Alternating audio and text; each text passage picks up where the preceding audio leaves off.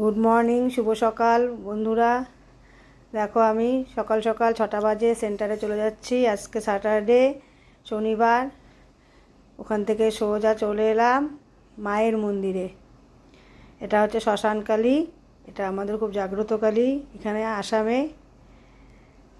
আমি সোজা চলে এসেছি এই শ্মশানকালীতে। প্রতি শনিবার আসি, তোমাদেরকে দেখিয়ে দিই, আজও শেয়ার করে দিলাম। এটা ভৈরবকালী, এখানেও পুজো দিয়ে দিলাম।